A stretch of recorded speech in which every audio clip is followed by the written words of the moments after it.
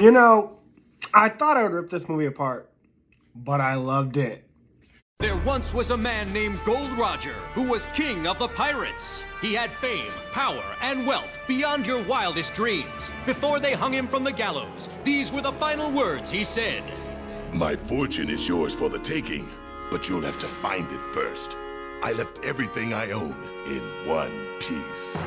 Ever since, pirates from all over the world set sail for the Grand Line, searching for One Piece, the treasure that would make their dreams come true. Yo! Yayo, dreaming. Don't give it up, Luffy. Don't give it up, Solo. Don't give it up, Nami. Don't give it up, give it up, give it up, give it up, give it up. Here's how the story goes. We find out about a treasure in the Grand Line. There's no doubt. The pirate whose eye is on it, he'll sing. I'll be king of the pirates. I'm gonna be king. Yayo, yayo, yayo. His name is Luffy. That's Monkey D. Luffy. King of the pirates. He's made of rubber. How did that happen? Yo ho ho, he took a bite of gum gum. Yayo, yayo. His name's Zolo, he's just like a samurai and a L-A-D-Y. Nami's not shy. Usopp's doing that marksman thing. Sanji's cooking, Chopper's doctoring. Yayo, yayo, yayo. Set sail for One Piece. It's the name of the treasure in the Grand Line. Yayo, yayo. Set sail for One Piece. Hey guys, welcome back to the Everything Anime Podcast. I'm your host Shinri. Here at the Everything Anime Podcast, talk about everything from anime, manga, video games, TV shows, and a relevant topic we feel like talking about. Today's video is continuing the ranking every One Piece movie ever. At least the ones that I've seen and the ones that I consider not canon, but like the ones that came out in America. And this time we are doing One Piece Stampede. Now, before we get into the movie, I want to explain how we do our ranking videos. The way we do our ranking videos is different than how we do other ranking videos. We don't do A, B, C, D, and E. We don't do best to worst. We don't do the GOAT to the worst movies of all time. We use characters from the One Piece universe that we feel represent the One Piece fandom, represent the ranking system that we're trying to do. And so, let's start at the top. We have God tier Usopp, God Usopp tier. So God Usopp tier is for One Piece fans. They're gonna love this movie. Non-One Piece fans are gonna love the movie. They're gonna be like, "Oh my God, why are you talking about One Piece? I need to get One Piece right now. Tell me everything I need to know." And you know, even the casual fan is gonna love this movie. Like no relation to manga or anime at all. They just go see a movie. They want to have a fun time. They're gonna enjoy this movie. That is God Usopp tier. After that, we have Monkey D. Luffy tier. Monkey D. Luffy tier means One Piece fans are going to love it or like it a lot. And then non-One Piece fans are going to be like, that was an okay movie. I don't know if it's going to get me on One Piece. I'm on the fence. And then casual viewers will be like, it was a movie. They're going to be whatever about it. But Monkey D. Luffy tier is still good because it means like you might get new fans, you might not. But that means like it was good. We just don't, I don't know if I'm really going to be invested in 1,000 chapters. Which again, we've read way more than that in manga and anime in total. But we ain't worried about that right now. After that, we have Captain Buggy, our Emperor Buggy tier. Emperor Buggy tier is going to be for One Piece fans. They're going to like the movie. Not like it a lot, not love it, but they're going to like it. Non-One Piece fans are going to be like, it wasn't for me. I don't want to watch One Piece. I don't want to hear about One Piece. I don't care. And then casual movie fans are going to be like, I'm never going to see that again. I'm passing on that. Forget anime, forget manga. They're going to be like, if they never watched anime manga, they weren't interested in anime manga, they're going to definitely be turned off by it. And then, like I said, non-One Piece fans will be like, I'm not getting into One Piece. It wasn't that good. But One Piece fans, we're going to like it. And the difference is, I should go into, if you are God Usopp tier, you are going to watch the movie constantly. You're going to show it to your friends. You're going to watch it all the time. If you are a Monkey D. Luffy tier, you're going to watch it, moderately. You'll watch it like maybe, if you watch it this week, you might watch it in like a couple more months because you have like fond memories of the movie. And then Emperor Buggy tier, you watch it like once a year because it's good, but you're like, I remember it well enough. Or you watch it if a friend comes over. After that, we have, I believe it is Captain Kobe tier. Or Admiral Kobe tier. Admiral Kobe tier is, you watch it if it's on. You're not going to go out of your way. If it's on Crunchyroll and you got nothing else to do today and you're tired or you just like, it's on TV at the moment, you'll turn it on. You might not pay attention to it, but you will like watch it and you'll be entertained by it. After that, we have, I think it's Captain Curl Tier. Captain Curl Tier is you watch it if you're very bored. You're not even watching it if you're bored. You're not even watching it's on. You're like scrolling through the channels. You just need some background noise. That's really what it is, background noise. And you see it, you're like, oh, I'm going to play this while I iron my clothes, vacuum, do laundry. You might sit down and watch your favorite scenes. Like for me, for Endgame, I only watch Endgame for the last, like, 30 minutes or so, the middle and the beginning, but the middle part of Endgame is very boring. I don't like it, but the whole time travel thing. But, you know, that's what I think Captain Curl Tier is. Like, you just watch the scenes that you like, but other than that, you're not paying attention. And then at the bottom, we have Akiyuno Tier. Akiyuno Tier is dog shit. Fleet Admiral Akiyuno is the worst character in One Piece. I hate him. He's next to the Celestial Dragons. If you know, you know. If you don't, you don't. That means skip it. Don't even bother watching it. You're not going to like this One Piece movie. You're going to be like the other fans of One Piece. If this is the first movie you had ever watched, you'd be like, I'm not starting One Piece. That is Fleet Admiral Akiyuno Tier. Okay, so that is how our tier list works. We're going to go ahead and get to the video right now. Good evening, you bunch of filthy jailbirds, rattling in your cages, just waiting to die. Since you ain't got nothing better to do, what do you say to a good old-fashioned fight to the death? And I'll be your judge right here, right now. Whoever's left alive gets to see the outside world again, sailing the sweet seas of freedom as a member of my crew.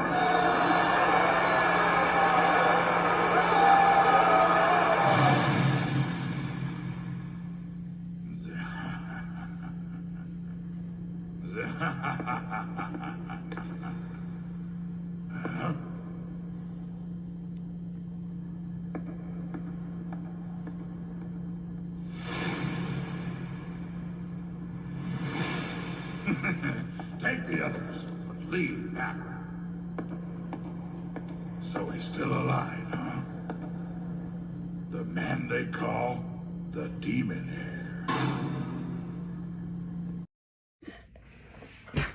Okay, so before we get into the story, let's talk about my relationship with this movie and then when to watch it and where in the timeline it fits. So even though people say that One Piece movies aren't canon, they are written by Eichiro Oda, and they always take place or have relevancy to like a part in the story where they would fit if they were canon. And that's for any anime movie. No anime movies have ever really been canon. You can canonize them in your mind where they would fit, but they've never really been like canon. But again, we're not the authors or the writers, so it doesn't matter. But if I was going to say when to watch this One Piece movie, it would be post Whole Cake Island. The reason why is because Luffy is declared the 5th Emperor in this movie. Or it's suggested that Morgan is thinking about calling him the 5th Emperor. But it's very vague. I think at this point he is declared the 5th Emperor. There's no direct reference to it. Because when we get the film Red, we'll know where to put it. But Sanji's on the crew. And we know this is before Wano. So, and after Whole Cake Island, it's basically Wano. And well, all the crew is together, though. And they didn't get back together until Wano. So, if I had to say where to watch this movie, I still want to put it after Whole Cake Island, though. Because Film Gold's definitely after Dressrosa. And then Dressrosa goes in. Let's say this movie's pre-Zoe. Would that? No, because our crew still wasn't all together. Whatever.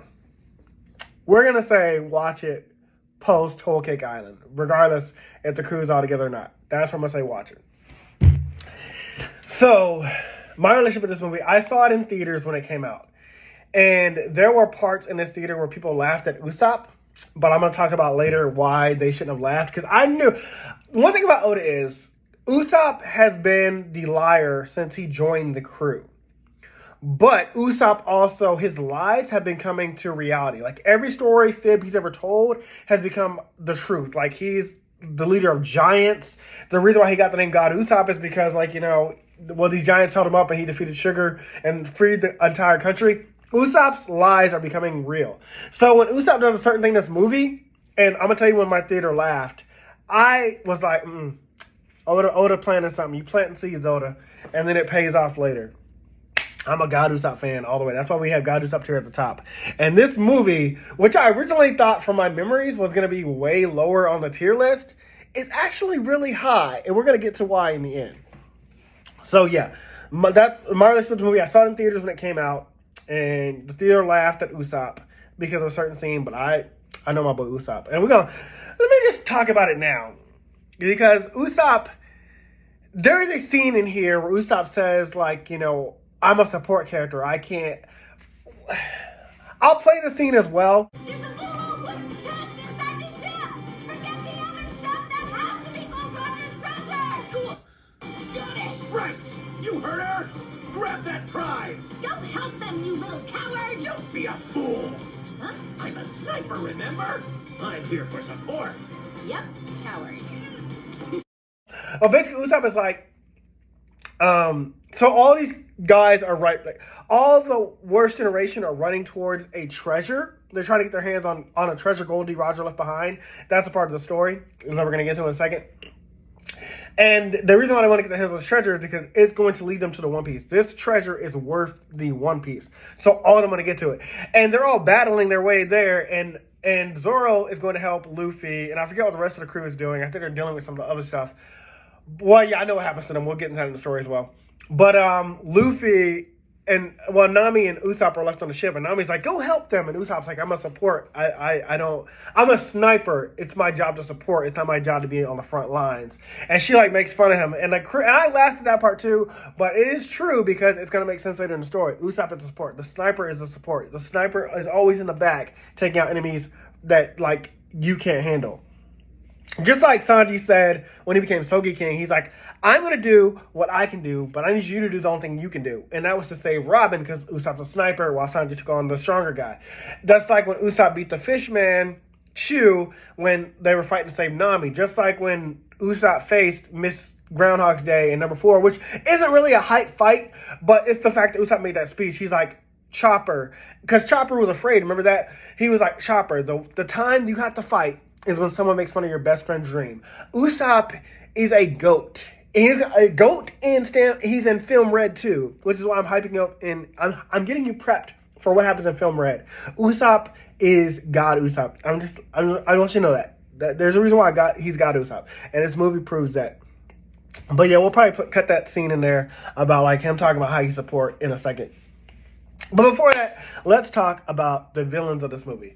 So we have 4 villains. 2 of them aren't really villains. They're kind of just like there. So I'm going to talk about them briefly. One is a showman. They said his name, but I don't remember. He's just like the showman. He like is going to announce things. So they're having this like festival for pirates. It's like a big thing that happens. Like the last time it happened was 20 years ago. And so he's like the showman of it. He's like the, you know, like announcing things like that, the game, stuff like that. It's kind of like a Davy back fight, except, you know, you don't win a crew member and like anything goes, including killing another pirate crew or whatever like that. But he's just a showman. Then we have the songstress Anne. She's relevant for the ending, but I want to bring up her devil fruit ability. So Anne has the ability of, what was it called? The Viso fruit. So whatever she touches, she can create an illusion of like temporarily. And the scene we get of her doing this is like the showman has like a picture of a dragon and she like touches it and it makes like a visual dragon that breathes fire. It can't burn you or anything, but like it's just like a really cool effect. Again, important to the end of the movie. That's why I mentioned her in like for villains, even though she's not a villain. But the Viso power, yeah, it's gonna be relevant. After that, we have Buena Vista or Grand Vista. I couldn't really. There was no subtitles on Crunchyroll, so I'm assuming it's Buena Vista. But I called him Grand Fiesta in my notes. But we're going to go with Buena Vista. Buena Vista is the king of the pirate. He's the king of festivals. Like 20 years ago and way before that, he was known for throwing like these grand parties where like the government wasn't allowed. Because you know when Davy back fights, from what we learned in Nebulandia, there can be Navy back fights where like you can win a pirate crew member against a different pirate. You can win a pirate crew member from a different pirate crew in games, fun games, or you can take their Jolly Roger and like they can never wave it again. But the festival is literally like just a party for pirates. No government allowed, no Marines, nothing like that. It's just a party for pirates. And he was known for that. Buena Vista was famous for his festivals. But he became irrelevant. Do you know why? Because Gol D Roger started the Grand Pirate Age when he did his famous speech, wealth, power, fame. Everything I ever owned, I left it in one place. Now all you have to do is find it. Once the pirate era started, Buena Vista lost his relevancy. And it drove him insane. So Buena Vista, he has no devil fruit. He's not the showman. He's more like I think Sabo called him a war tactician, he called him something, and it was very fitting. But basically, he's orchestrating everything in the shadows with this organization called the Underworld. But basically, Buena Vista, he wants to get rid of the pirate era. He wants to get rid of the pirate age. He wants to overshadow Gol D Roger's pirate era with a giant party, like the biggest festival you've ever seen. And the way he's gonna do it is with this guy named Douglas Bullet. An awakened power. I didn't think he'd grown quite so strong. Listen, Porcelino. There are some troublemakers looking to complicate this matter, but evil must be eliminated thoroughly till nothing but ash remains. If they want it so bad, give them a buster call. Marvelous! You really are something, Bullet. I bet the rest of my life on you, and it was the right choice. That bastard Roger launched the dawn of the Great Pirate Era. It was the biggest festival the world's ever seen. It's not fair. Even Buena Vista had no way to top that. It took time, but now I have a weapon. I can make a whole new era, a better one. I'll bury Roger's legacy. This world's future belongs to me.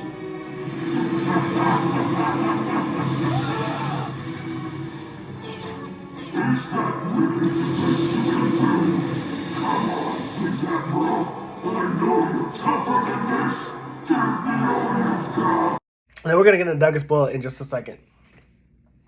But Buena Vista basically thinks with Douglas Bullet, he with what Douglas Bullet wants to do and prove that this will wipe the slate clean. No one, you're gonna be like Gol D Roger who? You're gonna just remember the name Buena Vista and what he did with Douglas Bullet. So let's talk about our main villain now, Douglas Bullet. Douglas Bullet was a child of war. His parents died, he was an orphan, and he was raised in a military village. And then as he grew up in the military, he quickly rose in ranks to not a hero of the Marines war, but a hero in the Marines. But he was way too powerful. This guy is just physically strong. He's just physically intimidating. And the Marines were scared of how strong this kid would get. So what did the Marines do? Just like fucking Fleet Admiral Eichiro, they tried to kill him. Well, that pissed Douglas Bullet off. You guys were his friends. You guys trained him. Now you want to kill him? So Douglas Bullet obviously goes on a rampage and he destroys the entire village. It was, you don't see it, but it's amazing. So how did they take Douglas Bullet down if this guy is so dangerous? Well, they used a buster call. They destroyed an entire island just to take this guy down. Oh, I'm forgetting something. Sorry. I skipped ahead. So after he destroyed the Marines on that island that tried to kill him, he went to the seas to challenge Gol D Roger. He wanted to test his strength. Gol D Roger whooped his ass. It was one-sided. Gol D Roger took him down. But he also accepted Bullet on his crew. Bullet became Gol D Roger's heir. They called him the Demon Heir. That's where you get the name from, because Gol D Roger saw him as a son in a sense, I believe, or he saw Gol D Roger as a father figure. So he would fight Gol D Roger all the time, just constantly challenging him to prove his strength and test his strength. And that worked for a while. Gol D Roger was happy, just like Kaido was happy fighting Whitebeard. That was his rival. That was Bullet's motivation. He just wanted to test his strength against somebody that was more powerful than him. Well, we all know the story. Gol D Roger got sick and he gave himself over to the Marines. He died. When Gol D Roger died, Bullet lost his mind. He did not know what to do with himself. And it's never said when he got this devil fruit, but he has the Clank Clank fruit. I actually thought it was a Clang Clang fruit, but that made no sense. The Clank Clank fruit makes him a combinable human. Basically, anything non-living, if he touches it, it becomes a part of his body. It becomes a weapon. Basically like armor. And he also has full body armament hockey, which is important because I know this is like I said it in Nebulandia that it's rare we've seen somebody with full body hockey, but this is like the third person. So we have Nebulandia doing it. We have the guy from Punk Hazard doing it. We have the guy from 3D2Y doing it. And now we have Bullet. Well, full body armament hockey. So I'm never going to say it's rare to see somebody have full body armament hockey, but apparently Bullet is like incredibly durable. And so, so this is where, so after Gol D Roger died, Bullet lost his mind. He had lost his rival, his friend, his father figure, and the Marines had already turned against him once before. So he went on a rampage, destroying everything. And that's when the world government pulled out their strongest ability ever, the Buster Call, and it took Bullet down. At some point during that, and then at that point, he was taken and impelled down, locked into prison on level 6, where Blackbeard broke into eventually, and Bullet busted out, probably using it as an opportunity to break out. And it's never said that he broke out during when Blackbeard came in, because there's a 2-year time skip where we meet him with Buena Vista, but it's assumed that he broke out that same time. And so, at that point, during his 20 years he was in there, he constantly trained himself until he mastered an awakened devil fruit. Or he awakened his devil fruit. And now Bullet can basically turn everything around him into like a part of his body, a part of his armor. And it looks incredible. So we're going to play his backstory right now. It'll make more sense hearing it from that.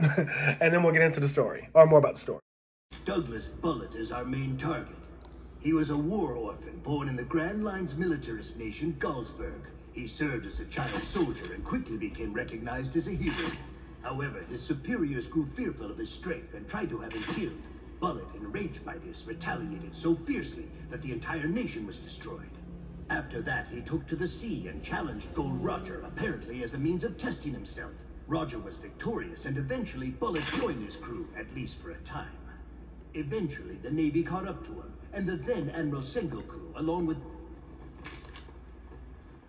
Betrayed by his superiors, then betrayed by his friends as well. How could he trust anyone? How could he do anything except fight in order to protect his place in the world? But Roger taught him defeat was not the end, that there were other people in this world Bullet could still put his faith in. And so he became the Demon Heir, supporting the very man that had bested him, though he never gave up on challenging Roger. But then Roger died, and Bullet didn't know what to do. He returned to a life of violence and death. Losing his rival and dream in one fell swoop, he became a monster without purpose. Of course, we couldn't let him run wild, but the only way to stop him, unfortunately, was a Buster Call.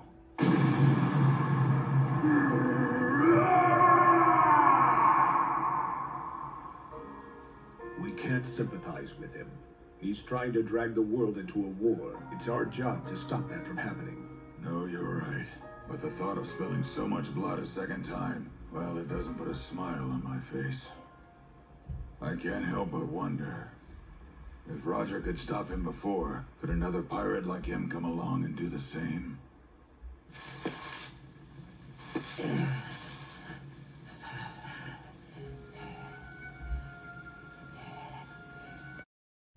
So now we can talk about the story of One Piece Stampede. So Douglas Bullet escaped sometime during the 2-year time skip. Like I said, when Blackbeard broke into level 6 to get new crew members, and Luffy broke in to impel down. He only made it to level 4, but he was trying to get his brother Ace. Before he realized Ace wasn't there, he got moved out of the way, and Luffy headed back to the surface. Blackbeard and Luffy did encounter each other for a second, but Luffy was not aware of what Blackbeard was up to. Blackbeard knew Luffy was trying to save Ace, but Luffy didn't have time to fight Blackbeard about it. They tangled briefly, but they had no idea the chaos they would unleash when Douglas Bullet broke out. But again, we don't know when Douglas Bullet broke out. We just know it happened.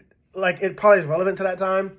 But there was a 2-year time skip where Douglas Bullet met Buena Vista, and their motivations kind of line up. So Douglas Bullet wants to prove that he is the strongest in the world. Gol D Roger was the king of the pirates. Gol D Roger did not have a devil fruit. If you're watching it at this point, you know this already. If in current Wano, we learned, well, I think it was 2 years ago we learned it. But who knows? If you're not caught up in the manga, you don't know. But anyways, Gol D Roger never had a devil fruit. That means Gol D Roger beat all of these pirates with insane devil fruit powers. He beat the Rocks pirates. He beat Whitebeard. He beat Big Mom. He beat Kaido. And that's when they were all on the team. I mean, he did have the hero of the Marines, Gorp, with him, but Gorp also didn't have a devil fruit. So these powerhouses beat devil fruit users easily. And he beat Douglas Bullet. And Douglas Bullet never got to beat Gol D Roger. That was his rival. That was like his motivation.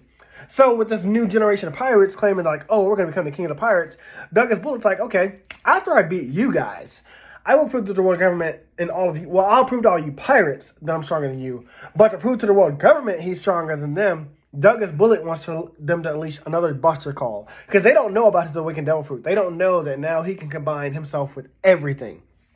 And so once he does that, he'll prove to the entire world he is the king of the pirates. He is the strongest pirate in existence. No one can take him down. And so that's our motivation for Bullet. Now, Buena Vista, like I said, Buena Vista was the former king of the parties. But Gol D's era made him irrelevant. So Buena Vista basically just wants to get rid of Gol D Roger's whole legacy. And I'll make sure I play that scene right here. We possess the key to One Piece, an eternal pose to lead us to Laugh Tale. So in other words, it's time for the pirates to die, and you along with them. I'm sorry. Roger is dead, and his era too. The tides that swept across the world grow still. The pirates who command these seas will be buried. The new era, forged in the fires of war, will be my masterpiece. An endless festival, a worldwide stampede of hysteria. You want my treasure? Come and get it. Steal it if you can. Wealth, fame, power, all the world has to offer is right here.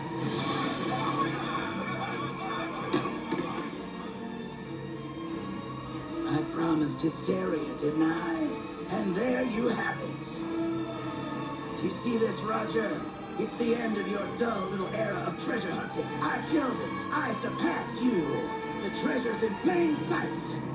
They'll fight and they'll bleed. In a festival where only the strong survive. That's my masterpiece. This is my era. So their motivations line up. They both just want to destroy everything. So how do the Straw Hats get involved? Well, just like in Film Gold, they get invited to a party. Or, well, that time they were heading to the casino. This time, all pirates are invited. Because Buena Vista and Douglas Bullet are trying to trick all these pirates to come here. All of the worst generation are here. This is a cameo movie. It is cameo filled with all the worst generation. You're going to see them use their powers. And it comes pretty fast. Like, if you don't know who these characters are, you might lean over to your friend and be like, hey, how's that ability work? What's that pirate do? Because all their powers are on display pretty fast. But those that are caught up or just enjoying the movie, or maybe you'll just understand just because you watch an anime. We all know how anime movies are, so maybe you'll just enjoy it. But yeah, it's pretty interesting to see all the worst generation together and fighting together throughout this movie. But so I'm forgetting to mention that the island that they're on, the island that Buena Vista's invited them to, is the last island that Gol D Roger was on before he announced before he went and died. This is the last island that he went to. This is not Laugh Tale. This is where the last island he went to after he saw the One Piece. And what he left here was a treasure chest with something inside of it. That's a major reveal we'll get to when we explain the entertaining part. Well, I'm already explaining the story. In this treasure chest is a eternal log pose that'll take you directly to Laugh Tale. You do not need to go to any other islands. You do not need to find the poneglyphs. This log post will take you directly to Laugh Tale. And everybody wants it. The Marines, the pirates, Luffy. Well, Luffy doesn't know what it is. He just knows it's a treasure and it relates to One Piece. So Luffy, of course, wants to get his hands on it. As well as all the worst generation. So as the story opens up, all these pirates are partying. Luffy and the Straw Hats and the worst generation are all partying. They're doing some games. And at one point, Buena Vista's like, okay, it's time, or the showman is like, it's time for the race. Because like I said, Buena Vista's in the background. He's in the underworld. The showman's like, it's time for the race. The race to get to Gol D Roger's last treasure. that relates to the One Piece. And how are these courageous pirate competitors going to make it there? Let's go, Frankie! I thought you'd never ask. Time for my secret weapon. Would you like to see it? I would! Better get out of my way. What's that I see? Why, it's the infamous kid pirates from the worst generation shooting to the head of the pack. Their captain, Juicy Kid, and his crewmates, the Massacre Soldier, Killer, are a force to be reckoned with. Things are about to start heating up for our competitors. This is the greatest treasure hunt the world has ever seen. If this isn't a treasure hunt, it's a treasure fight! Y'all crazy!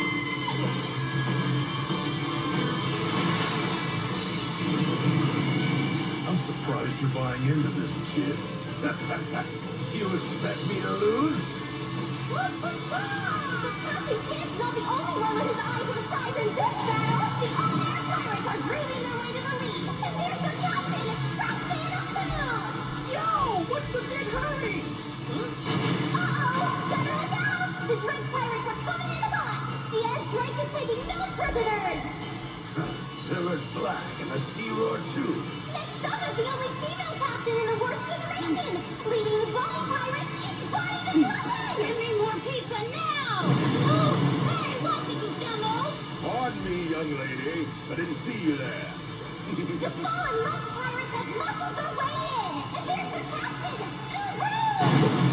Yes! It's a surprise attack from the Firefang pirates led by their captain, Gol D Roger!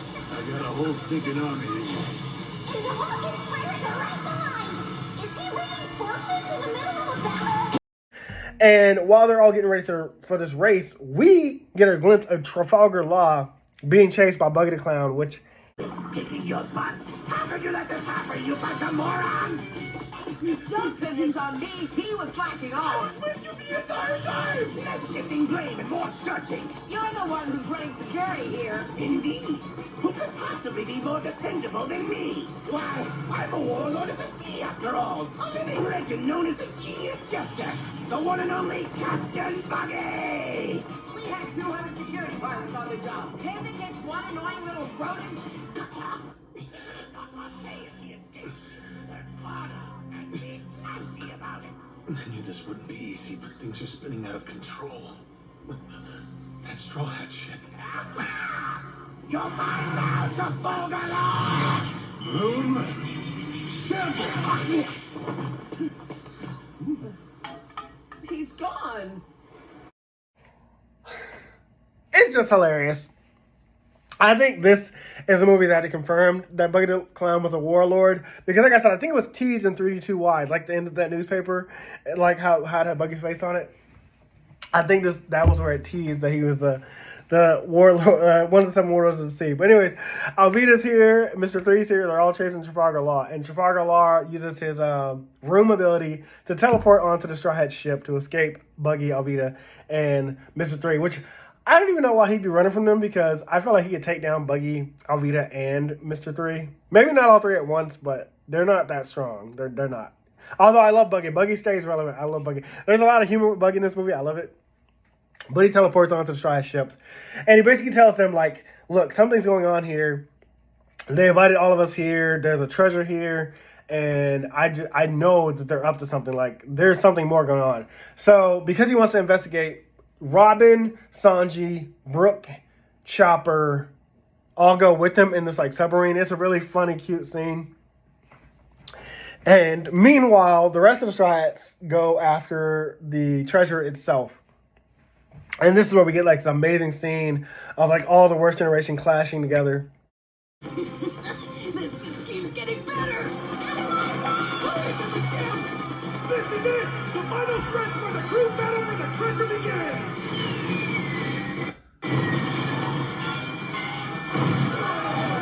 You go on ahead. All right,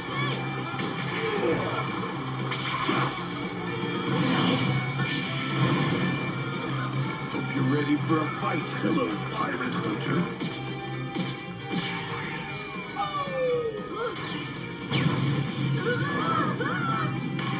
What's the deal? Get out of my way! Oh, you're crazy running wild. I'm gonna put you in your place with style. Better make this one quick. Too late! You keep fighting! Leave the treasure to me! Wait a sec.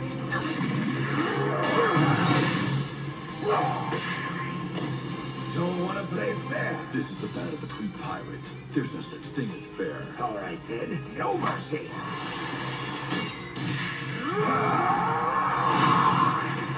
Out of my way, brother girl! Now go, go!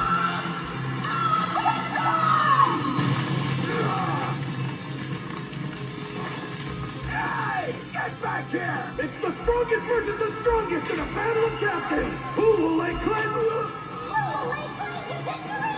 Better not claim! Time to move out and surround them. Come on, boys.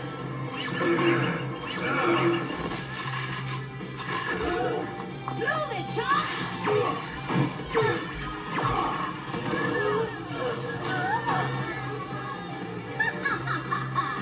Like candy from a baby. Why, you! Get down here! Captain, can you speed it up? If we attempt to steal it, our chances are 40%. You ready? Here we go! Special attack freestyle!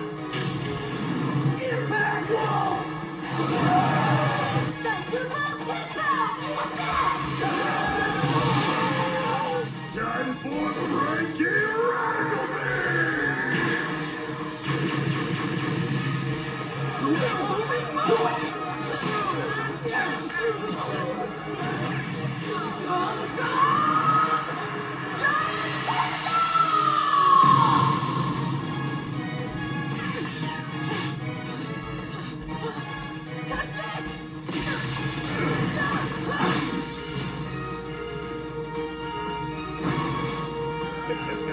A lot of strong pirates today. We'll keep it coming.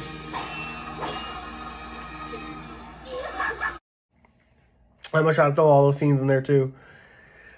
But once, oh yeah, the person that makes it to the treasure I'm forgetting to mention is actually Buddy the Clown, which is hilarious. Buddy the Clown is the one that actually reaches the treasure, and he gets the first glimpse of it, and he realizes what it is. Because as you remember, Buddy the Clown and Shanks did not see what the One Piece was. They're the only two on Gol D Roger's crew that never saw the One Piece. They did, because Buddy the Clown got sick that day. Shanks stayed behind with them. They're the only two that never saw the One Piece.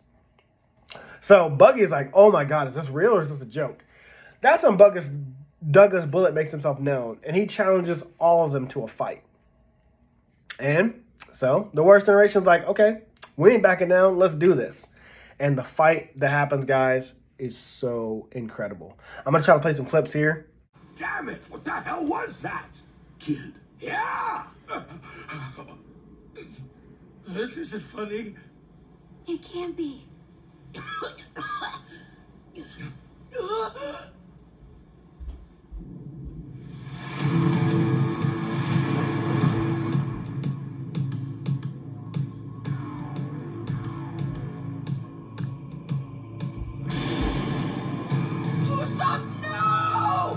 this stained sea is a battlefield and a grave. Let him go right now!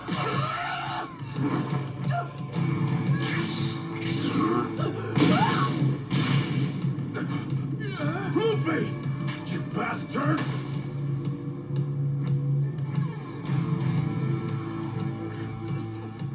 You get your goofy up, Traffy! I don't like you! Oh, you want more? I have a feeling this is about to get ugly. Should I know that man? I thought I was dead for sure. Oh, you're not? Do I look dead? Who did this? Did someone take my treasure? Cause I will kill them. Oh, I see here. Do you know him? Yeah, we used to be on the same crew. That is to say, Roger's crew. His name's Douglas Bullet. He's a beast. Used to be as strong as Rayleigh, even. Rayleigh? The Pirate King's right-hand man? All right, round two then.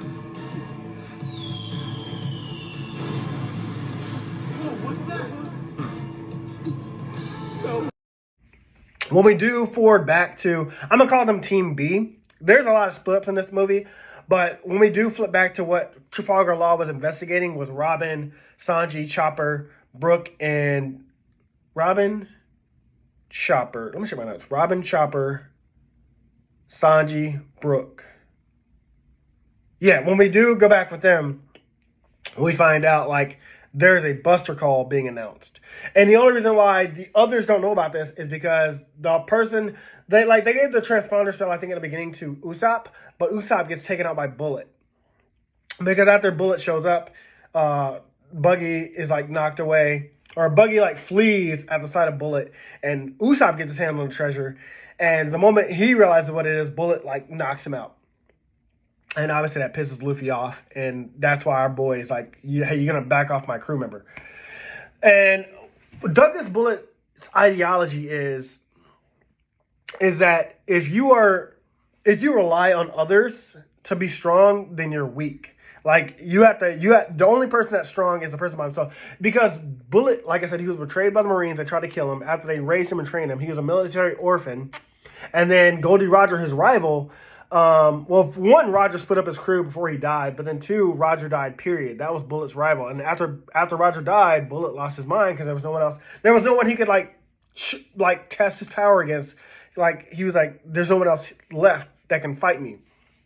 And so Bullet's like, if you rely on crewmates, Luffy, then, you're weak. And Luffy's like, no, you're wrong. And so their ideology basically is like, I'm strong with Luffy's like, I'm stronger because of my friends, and Bullet's like, I'm strong because of myself.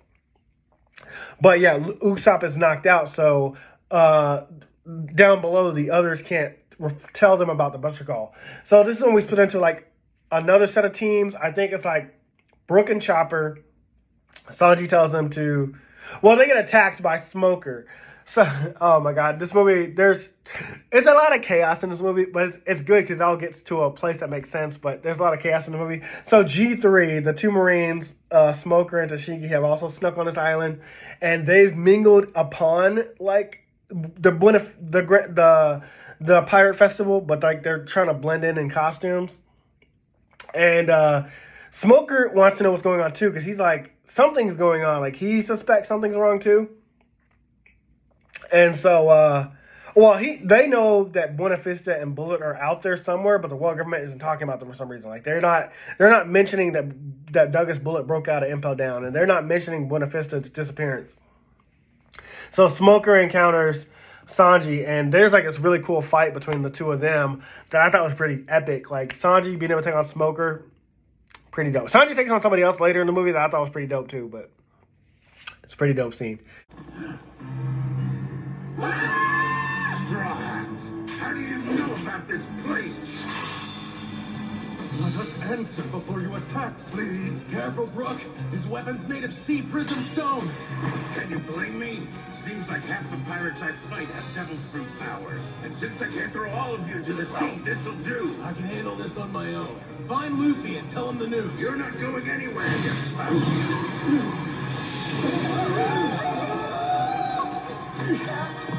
Take Robin with you and go. Just try it.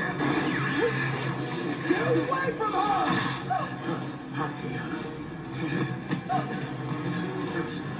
Out with it already. What are you plotting? You got some nerve asking us down. Oh yeah, Brook also countered Smoker with his Zord, but because Brook is a devil fruit user, Sanji took over the fight. So yeah, that scene was epic. But yeah, the whole motivation, as you've seen for this movie, is that the reason why Bullet would unleash a Buster Call with all these pirates on it, he wants to like destroy all the pirates. He's going to kill all these pirates and Marines too. He's going to kill all of them to prove that he's the strongest. And like I said, Buena Vista's whole motivation is that like, hey, once I prove that like that Douglas Bullet is like, Buena Vista is like, once I prove that Bullet is the strongest in the world, that no one can defeat him, I will get rid of Gol D Roger's pirate era, and all you remember is my name. You're going to be like Gol D Roger who, which I think I already mentioned before. But that's the story. That's the story of this movie. And we'll get into more about the entertainment. But like I said, this movie, there's a lot happening all at once, but it's really great. But we'll get into more of that in the entertaining part. No way out now. He got right. Something wrong. Too scared to move. Come at me, I'm right here.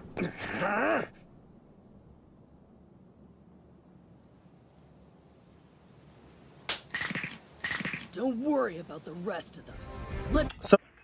So initially, the entertaining part went on for like another hour and 45 minutes or so. Really too long. It made the whole video be like 2 hours, which was different, which is better for video game reviews because there's a lot more to say. But that's already like the length of the movie and a little bit more.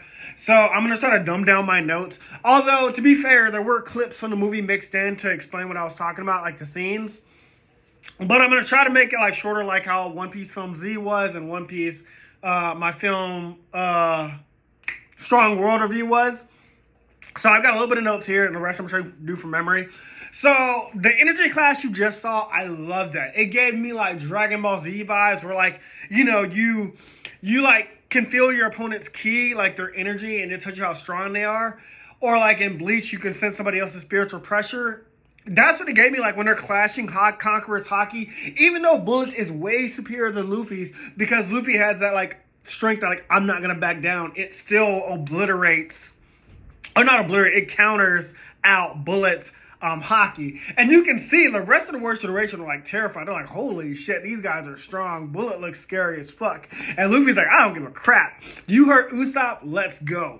I love that. It makes our boy Luffy just so much cooler. I would also say Asta, because you know, like in Black Clover, you can send somebody's magic power, because Asta has anti-magic. He can't feel somebody else's magic, so I couldn't use Asta as an example. But yeah, that's another thing. Like, you know, just you can tell how strong your opponent is based off of that. The next note I have is about the Worst Generation. All the Worst Generation are here, like every single one. You got Yaruj, who we haven't seen much of. Since his introduction, he was on Skypiea, and we know he saw Kaido jump to his death but survive. And then we saw him also in the beginning of Wano, where he, Kid, Killer, and Apu kind of like faced Kaido for off screen, but they lost. We also have Hawkins, who we saw in Wano. Drake, who is an ex-Marine, or is a Marine, posing as a pirate. I forgot which one it was. We have Law, Apu, which it was, I think, our first time seeing him use his powers pre-Wano. No, actually, this movie came out during Wano. And the reason why I know that is because the treasure, I'll explain that in a second. But yeah, we saw Apu use his powers, I think, post this movie. Or pre this movie. Because yeah, he showed up his powers. Law's here, Zoro, Luffy, of course. Bonnie's here.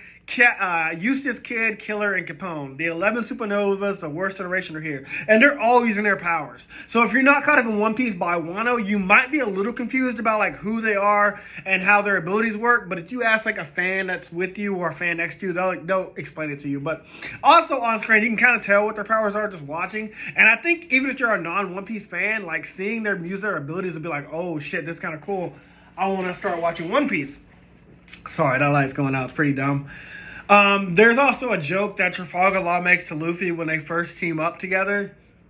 He's like, Luffy, you know... Oh, no, Luffy makes a joke to Trafalgar Law. He's like, we have to team up again. And I thought it was funny because you can see, like, their friendship form, and you can see, like, how they kind of care about each other. But, yeah, this is, like, probably the 6th time they teamed up, because they teamed up once on Sabaody Archipelago, where all the Worst Generation were, like, attacking, but Luffy, Law, and Kid specifically teamed up. They teamed up again on Punk Hazard. Well, also, Law's the one that saved Luffy during Marineford War. Then they teamed up on Dressrosa against Doflamingo. So that's 4. I think I already said Punk Hazard. Marineford War, Punk Hazard, Dressrosa.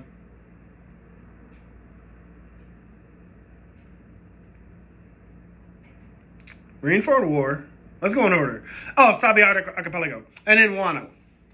So this movie will make 6. They're 6-time teaming up. So I like, you can see like their friendship forming. I thought that was really cute. So, okay, now let's talk about it. So all the Worst Generation, they initially came to this island because they found out, I think I said this in the story, that like Gol D Roger left the treasure on this island. Well, it turns out that treasure is an eternal log post to Laugh Tale. So not only they don't know what it's inside the treasure until the end. We get to learn what it is halfway through. But we know why the Marines want it. The Marines want, well, Smoker doesn't know. Again, these are my dumbed down notes, so I'm not going in full detail like I did in my 2-hour video. This is a shorter version. But Smoker's like, okay, they want this treasure for some reason. I don't know what's in this box, but we have to get this treasure chest. Luffy's like, okay, because Bullet teases him. He's like, what's in this treasure chest is worth the One Piece itself. Then we get to learn through Bullet as well as Buena Vista that it is a eternal log post to Laugh Tale. You don't have to go to any other island. You don't need the opponent list. You can skip everything. We can skip the whole adventure right now and go straight to Laugh Tale. And I knew the moment before the movie ended, I knew what would happen if Luffy got his hands on that eternal log post. I automatically knew. But we'll get to that towards the end. Let's see, what else do I have on my notes over here? Yeah, I said I knew what happened when Luffy got it. Oh, Bullet also taunts Luffy for having Usopp on his crew. He calls Usopp weak. He's like, so Bullet's whole thing is like, he was a war orphan, trained by the Marines. He rose quickly in the ranks because he was the strongest. The Marines were so threatened by his strength that they tried to kill him. So he retaliated and killed all of them. And then he went to seas looking for the strongest man out there, who was Gol D Roger at the time. And Gol D Roger whooped his ass. And Gol D Roger's like, hey, you want to join my crew? And he does. Remember who else is on this crew? Buggy the Clown and Shanks. Now, it's not confirmed if Bullet saw what the One Piece was, but it is confirmed that Shanks didn't see it and Buggy didn't see it. We know that because of what happened in Wano when we got the whole backstory. Buggy got sick the day that they were going to go see the One Piece, and Shanks stayed behind with Buggy to take care of him. So the rest of the crew went to see Laugh Tale and what the One Piece was. We don't know if Bullet was a part of that, but Bullet does have the eternal log post to the One Piece. What else? What about? There's more I wanted to say about that. Bullet called Luffy. Oh yeah, because he called Usopp weak. So Bullet's whole thing is the only person that ever beat him was Gol D Roger. That's the only person that ever beat him. Other than that, Bullet is like this intimidating. Okay, so since my notes aren't, since this isn't a 2-hour video, I'm assuming I didn't talk about his awakened devil fruit. So Bullet's devil fruit is the clank fruit. I keep wanting to call it the clang fruit because that's what I heard when I first heard it. I was like, what the fuck is a clang fruit?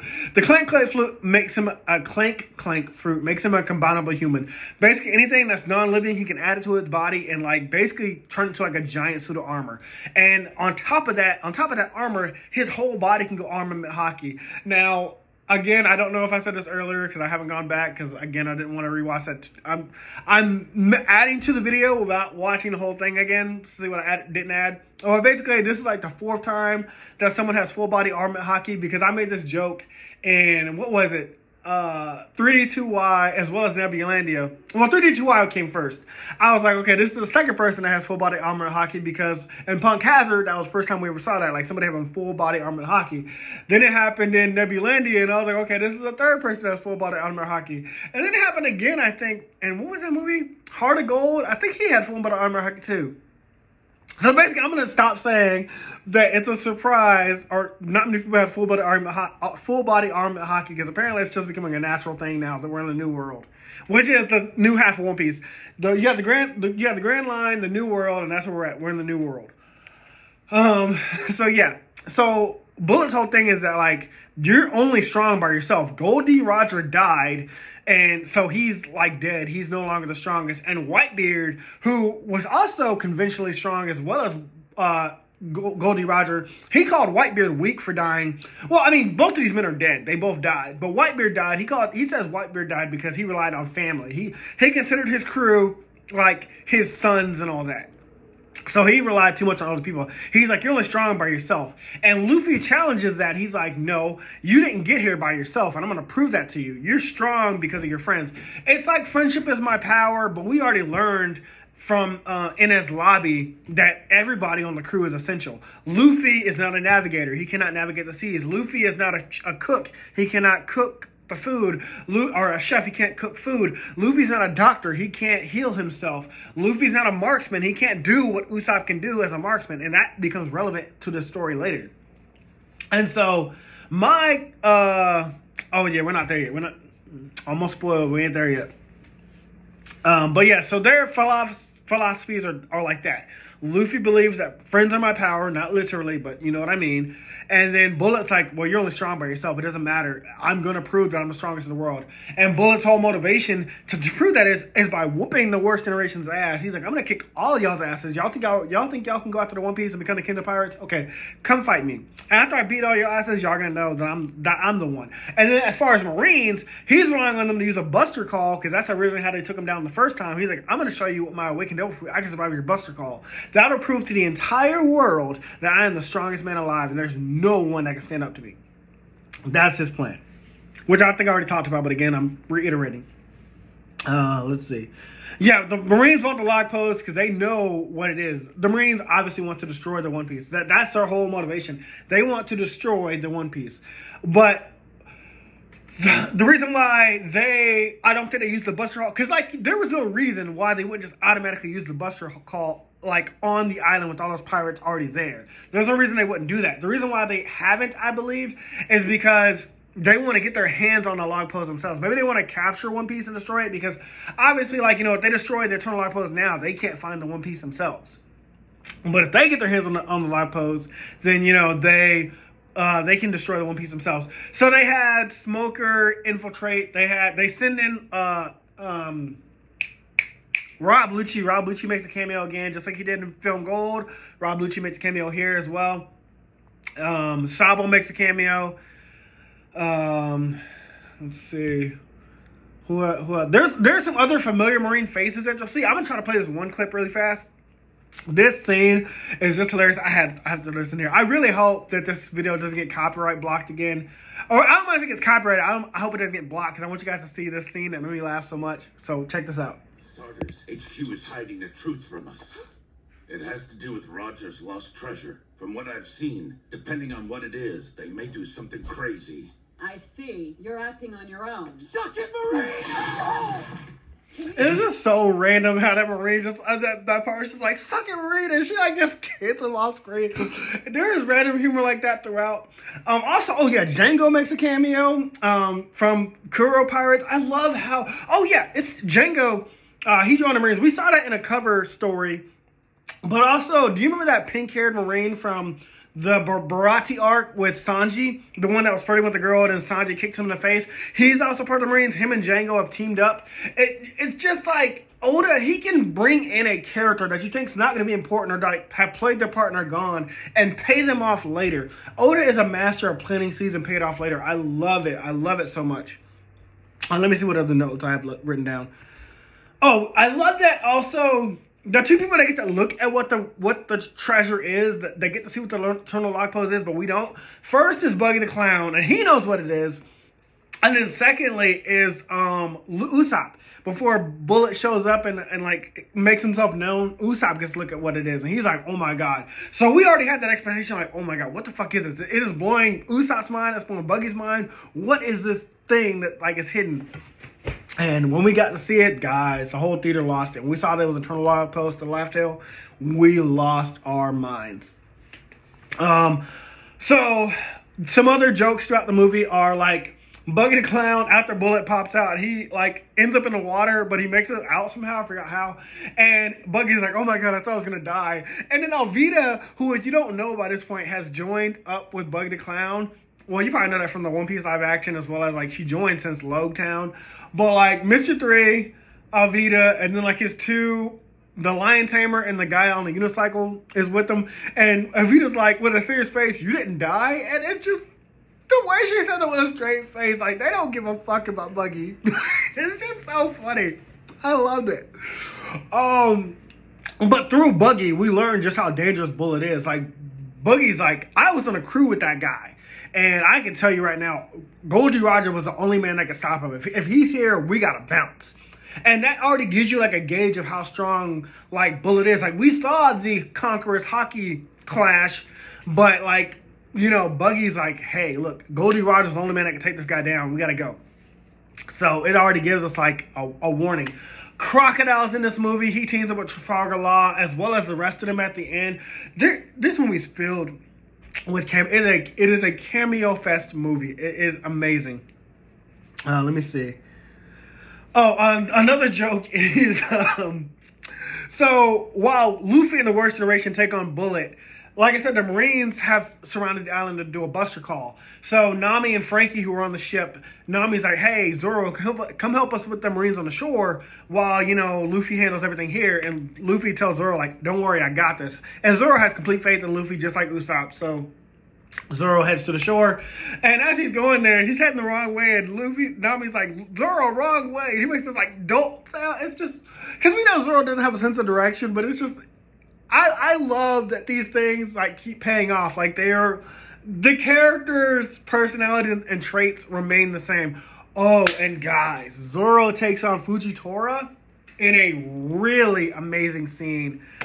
I don't want to play too many clips, but I do want to play what happens after that.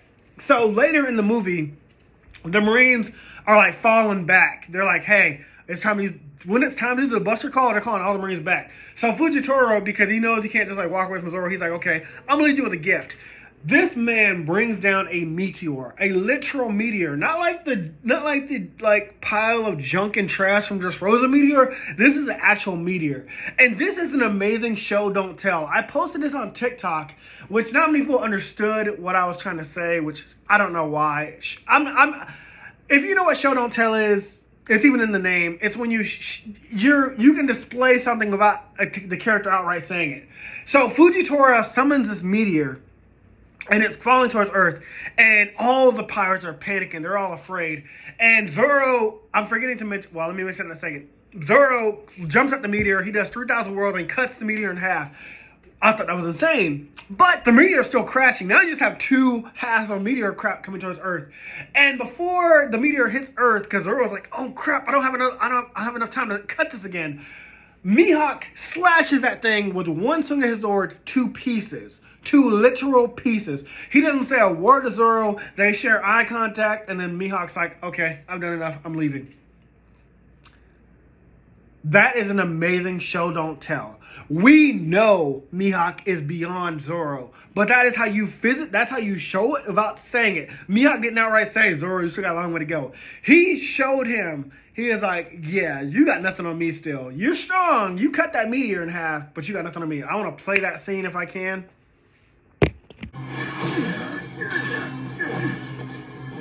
The course of this battle is changing. Let us postpone our duel for now. A meteor! Retreat! Retreat! Ah! This is so real! The billion-fold world! Trichiliocosm!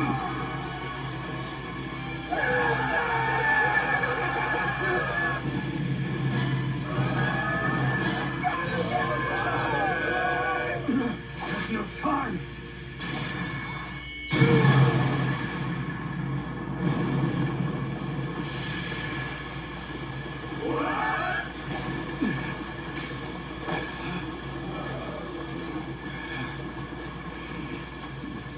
Anything beyond this is outside of my contract. Let's go, Ghost Girl.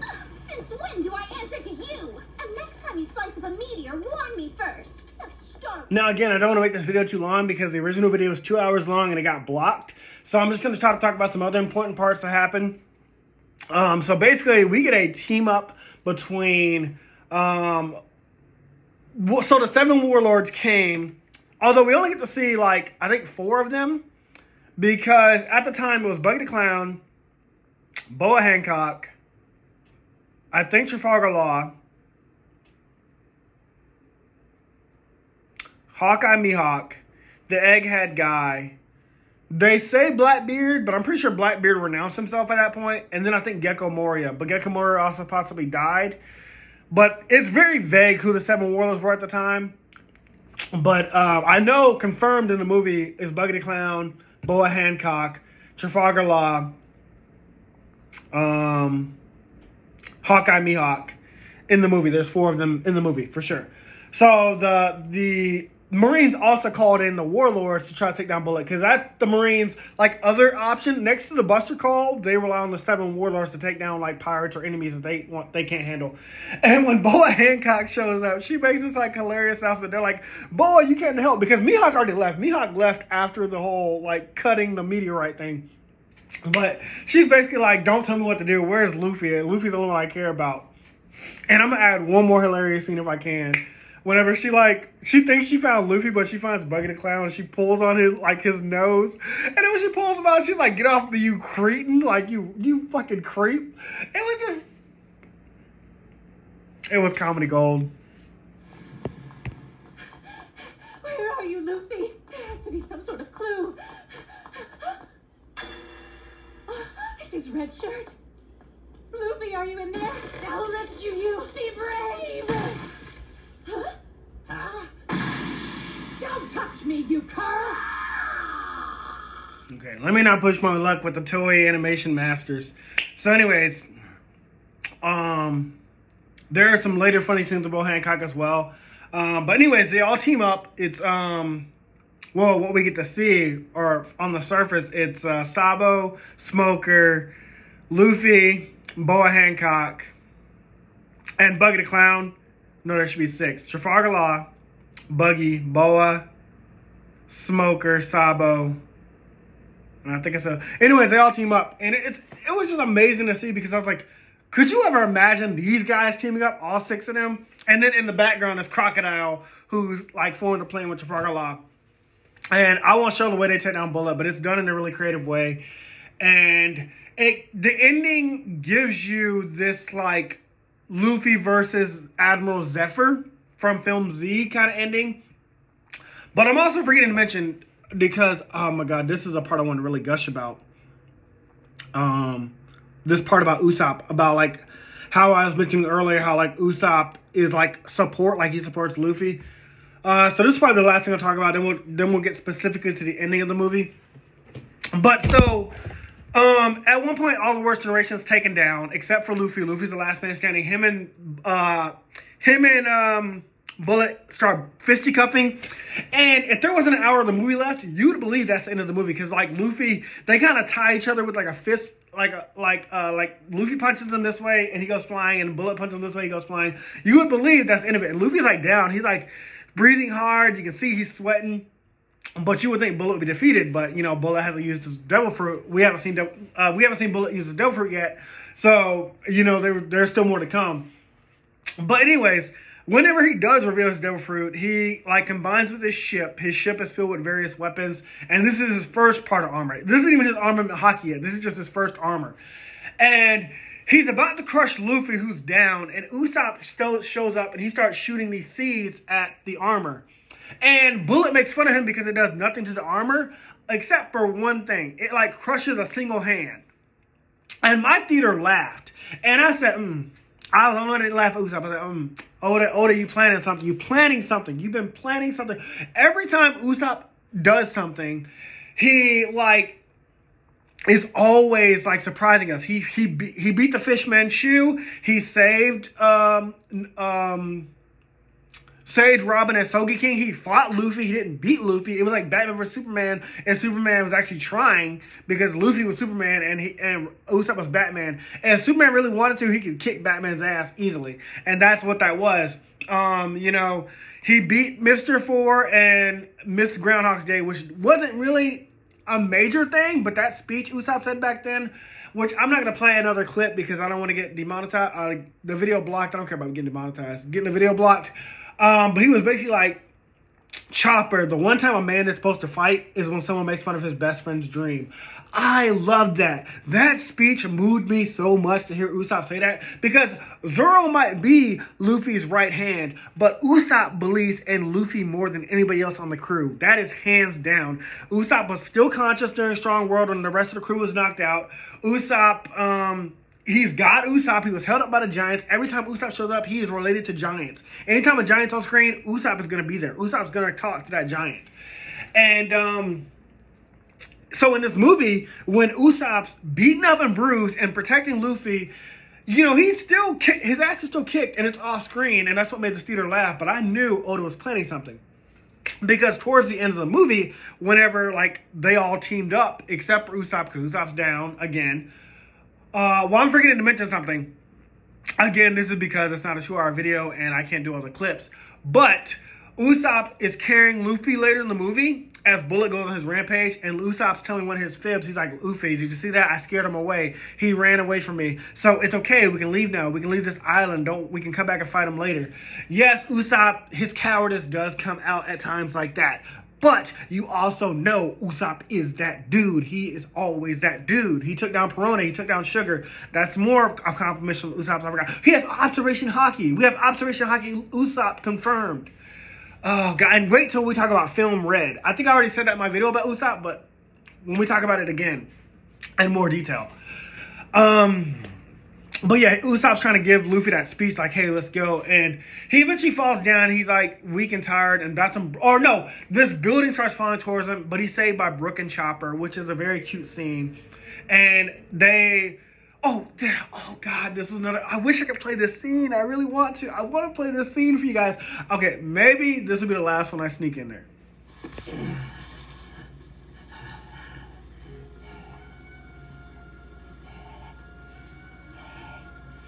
Did you see that, Luffy? He ran away. The bastard got one good look at me and fled in terror. I see he's not worth it. Let him go for today.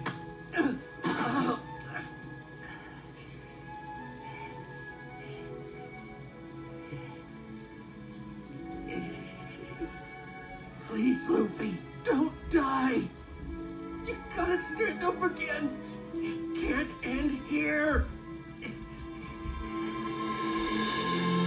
Our journey isn't over.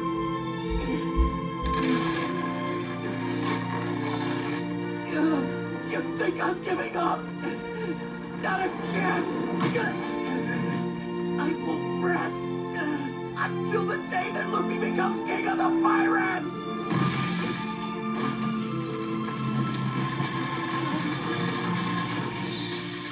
The chill of the underworld, Soul Sonnet. What's up? Are you okay? That looks bad. I'll fix you right up. Forget about me. Treat Luffy. He lost a lot of blood back there. But if I leave you, then I... Chopper, please. All right, then. Yes, despite being down and weak in himself, Usopp is like, heal Luffy first. And he has a serious face on. Usopp, you are so fucking cool. You are there's a reason why he's God Usopp. There's a reason. Anyways, let's start talking towards the end of the movie.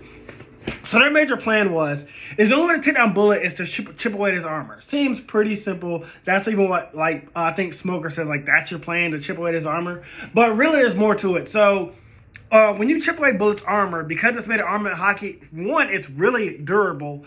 Two, he can just remake it. So Crocodile's plan is first you have to create an opening. And the way to create the opening, well, let's talk about that in a second. You have to create an opening, and then after that, when he tries to after there's a crack in the opening, we all attack that together, and we'll break the armor apart. Then when he tries to reassemble it, Crocodile's gonna mix his sand in there and make it impossible for him to like reassemble it. Basically, like reassemble it. I mean, that's confusing. They're gonna break apart his armor, and while he's trying to reassemble it, Crocodile sand's gonna mix in there, so he can't do that. That's basically what I'm trying to say. And so the way they initially didn't know how they were going to break the armor, but because of a scene, which I have it on my YouTube clips, just go watch it there. But basically, Boa Hancock gets angry because Bullet hit Luffy twice, like knocked him away, and she runs at him so fast. The whole theater, we knew what was happening. When we saw her running at full speed, we knew she ran at Bullet so fucking fast, like a fucking Pikachu using quick attack. And she was like, "You're my beloved not once but twice. I'll kill you." And she like kicks him, but it creates that opening. And then there's a really hilarious scene following that where Trafalgar Law uses room and teleports all of them, Sabo, Smoker, Boa, Buggy, himself, to Bullet's open wound to attack. And I watched the scene twice because I was like, I don't think Buggy knew what was going on because Buggy was trying to run away. And they all attack at once and it obliterates his armor. And then I think that's when Luffy goes in for his final attack, and he does like this gigantic, bigger than his bone balloon, bigger than all that. It's like this ultimate giant con gun. It looks amazing. You gotta see it for yourselves. But it obliterates the last of his armor, and now he's got that little shell protecting his body. And he's like, okay, so what? You broke that armor, so now what? And because of what happened earlier with Usopp, remember what I said about Usopp? Because of what happened earlier with Usopp, when he like hit him with those seeds, this giant vine wraps out and snaps the armor in half. I clapped so loud. I said, I told y'all. Just talking to myself, I was like, I told y'all, Usopp, don't be playing with Usopp, don't be sleeping on Usopp. I love that scene. And then now Bullet freed the armor, both armors. Him and Luffy get into a boxing fight, and we get this really amazing scene of like I said, it kind of gives you like film Z with Luffy versus Zephyr, how it basically was a fist fight in the end. But Bullet's like, you can't defeat me. He goes full body armor hockey. He's like, you can't defeat me. I'm the strongest person in the world. You're only strong by yourself. And as he's like having this like monologue, Luffy snaps and he's like, you didn't get here this far by yourself. You got here because of your friends. And that's when Bullet visions Roger. This was the coolest scene ever because we rarely get scenes of Roger, especially doing things. And to see Roger on screen, because that was the first time we did see Whitebeard versus Roger, which was dope. Watch that scene. Look that scene up if you haven't seen it. I'm not going to clip too much more in here. But, yeah, Roger was the dude. Roger, the king of the pirates, beat all these devil fruit users. And so, Bullet starts taking hits from Luffy, and Luffy knocks him unconscious. And that's where we get the ending part of this scene. And I'm going to play the rest of this. Hopefully it goes through. Hopefully we have no blockage, but here's everything. Here's that, guys. Let's finish this video. We're finished. Damn it. Not yet. If we trim him down one more time, Luffy can win. Come on, hurry! What, are you crazy? Well, damn. Luffy! All right, let's follow them. Yeah, that was close. I think that's enough for today, guys.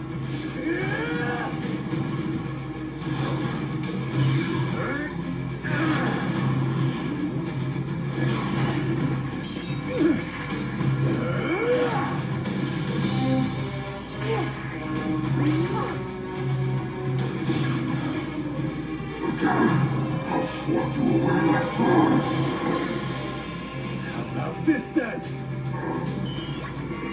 Not gonna die. Not gonna die.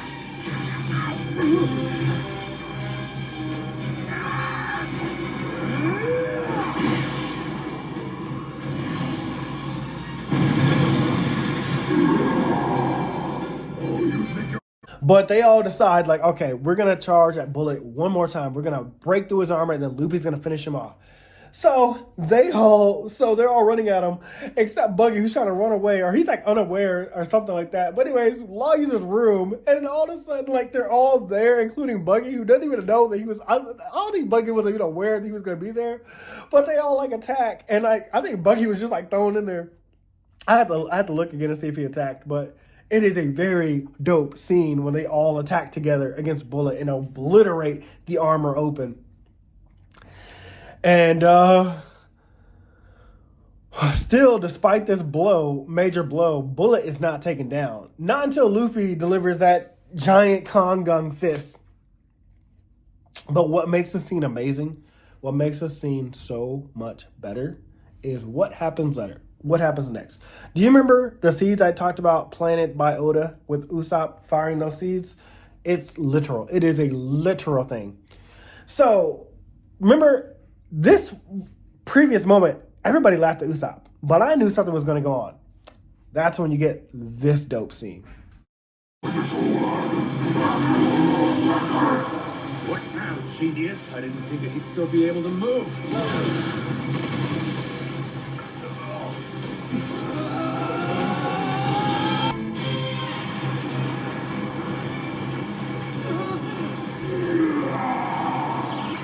That wasn't bad, but still not enough. I'm not sure. If only you were a bit stronger, but there's only room for one at a time. What the hell?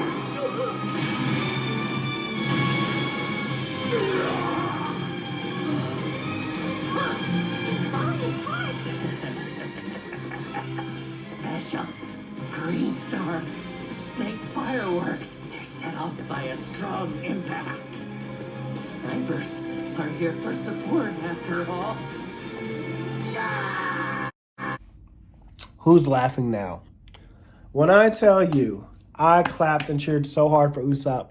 That was dope. This proves Usopp is support. Yes, he is sniper of the crew, so it's his job to like attack from afar. But it's thanks to Luffy and Usopp's team up, the armor around Bullet's body finally breaks. It shatters. And Bullet's now out in the open once and for all. But the battle ain't over yet. Just because you destroyed Bullet's armor, now Bullet's just free. And he goes full body armament hockey, which I mentioned earlier. I'm not going to get into that again about like this being the third, fourth, fifth time that we've seen a full body armament hockey.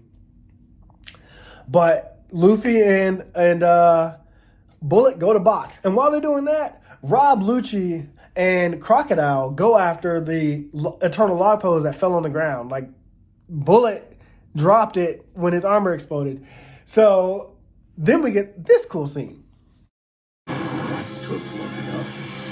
That treasure's mine.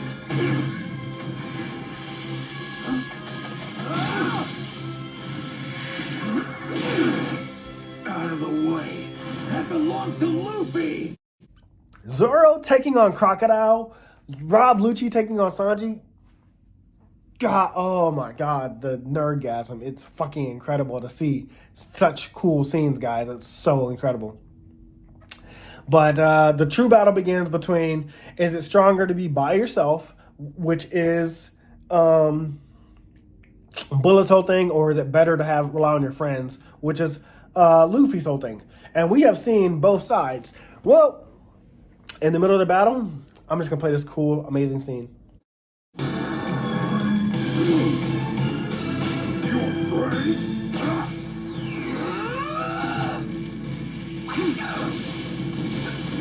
There's no room for friends on a battlefield. Only conviction and faith in yourself alone can save you out here.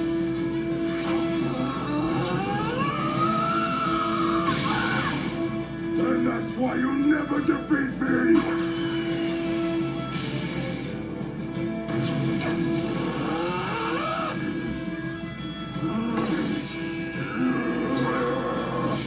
I wield the greatest power on these seas. I am the world's strongest man, and that's why I am the king of the pirates! Even if you're strong, you don't get it at all! I'll just have to show you!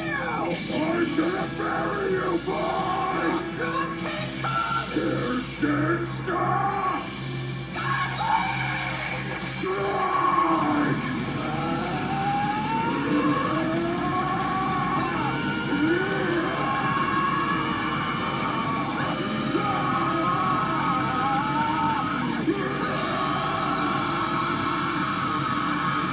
The only reason I've been able to grow this strong is because I learned to rely on myself on these seas. That's all you can do!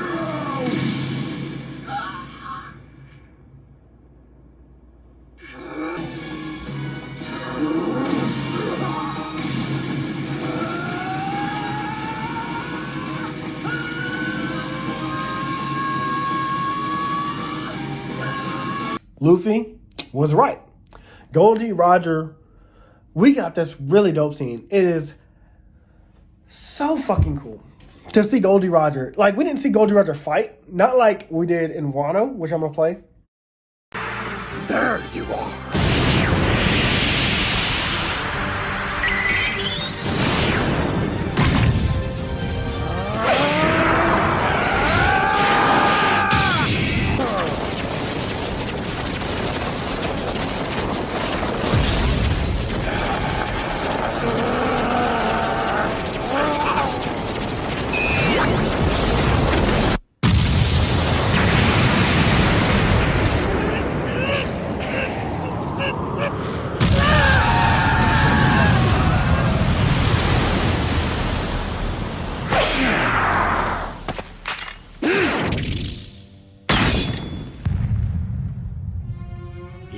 Working well, Roger.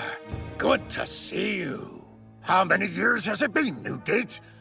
Too many, I say.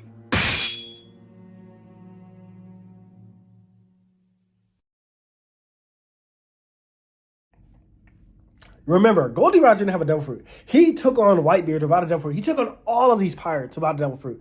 And he took them all down. Gol D Roger could not be any cooler. And this was the first time I got to see Gol D Roger talk.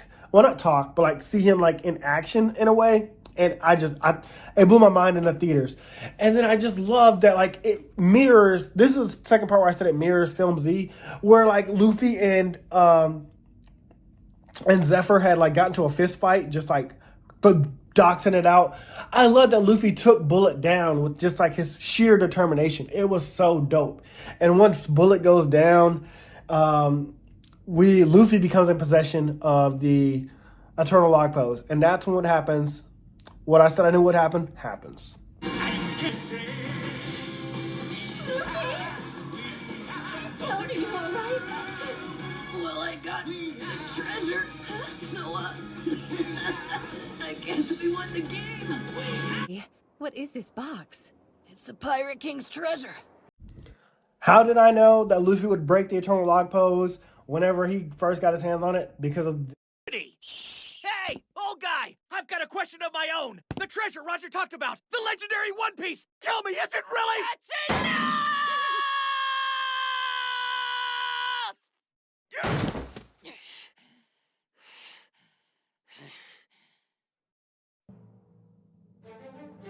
I don't want to know where the One Piece is hidden. I don't even want to know if it exists. Every single one of us put our life on the line and set out to sea without knowing anything. I'd rather give up being a pirate than know. I won't go on a boring adventure. We need to sail and find out for ourselves. Sorry. I knew that. It just slipped out of my mouth, that's all. I don't want to know either. I just remembered. I'll die if I learn anything about the One Piece disease. Don't say anything, old guy. You'll kill me. Keep it to yourself. Oh, in that case, let me ask you. Do you think you can do it? The new world far surpasses anything you can imagine. Your foes will be powerful. Knowing that, do you still think you can rule this mighty sea?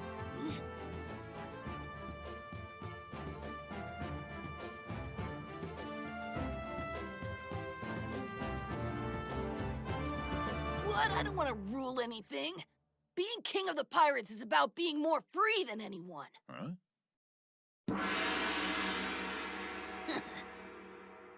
I see. Monkey D. Luffy, I must say I like your style. Your ship is in Grove number 1, right? I guess I'll head over there now and get started. What do you plan to do anyway? At any moment? That's right. It's so accurate to our boy. Luffy does not want any shortcuts to the One Piece. He doesn't want any hints to One Piece. He wants to find it himself with his own hard work, and that's it. If he can't get it himself, he doesn't want any part of it. If anybody tells him what the One Piece is, he's done. And that's us One Piece fans too. If somebody spoils what the One Piece is before the One Piece comes out, you are ruining it for people that aren't caught up.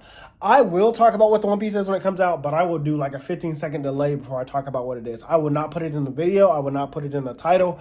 I will just say the One Piece is, and then, you know, that'll be the title. But yes, One Piece, Luffy in this movie is us. We don't want to know what the One Piece is until Luffy knows what the One Piece is.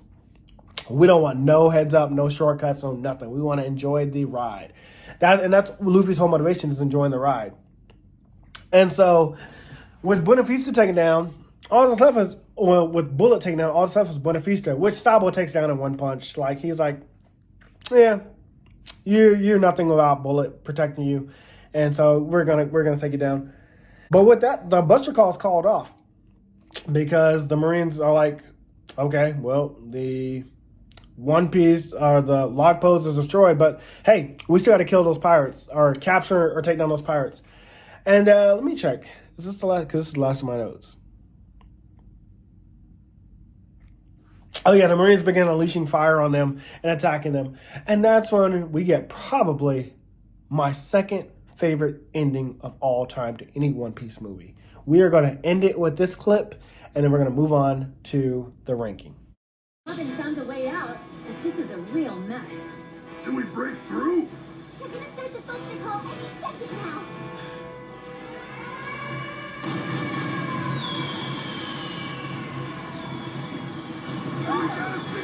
something! We're like rats in a trap!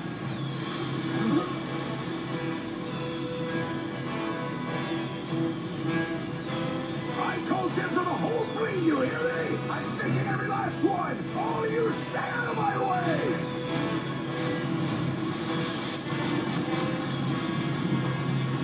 Well, that'll work. Ricky, let's go for it! You ready, Sonny?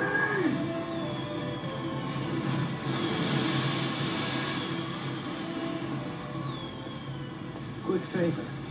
Use your power on this. We're stuck! They're blocking us! We'll tear through! Keep going!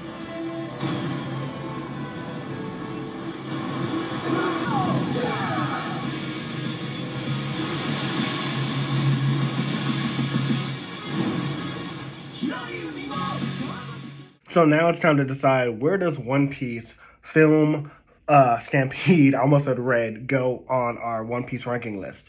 Well, I actually forgot about the ending with Ace and the Vizo fruit, because I had saw it in theaters like years ago, and I remember like loving it then as well as the rest of the crowd. We went crazy. I watched it again with my brother and again with my friend Phil, but they were over like periods of years. So I had kind of like mostly forgot about this movie. I just remembered like not liking it as much, but actually rewatching it now and seeing the humor again, the gags, the action, the story, Bullet's motivation, understanding Bullet's motivation a lot more because I forgot about it. It can be kind of like Broly, where like Broly and Dragon Ball, you know, they were going to kill him in Dragon Ball. I think in the original Broly movie too, but like they set Broly away because Broly was too powerful. They thought Broly would die off, but Broly was like so strong, like even Planet Vegeta was afraid of him. So it kind of is like, I'm not saying like they copied each other because like everything's been done before. You're not reinventing the wheel. You're just you're just like putting a spin on it. You know what I mean? Superheroes have been done to death. Heroes have been done to death. Vampires, aliens, werewolves, whatever. It's all been done to death. You're not creating something new doing those, but you're not reinventing the wheel, doing those stories, but you're creating your own thing, adding your own spin on it. And because of that, I felt like I had a unique experience in One Piece Stampede. It was written by Eichiro Oda. I don't care if it's not canon. I love this movie. My thoughts have definitely changed. And I think even non-One Piece fans might get something out of this movie.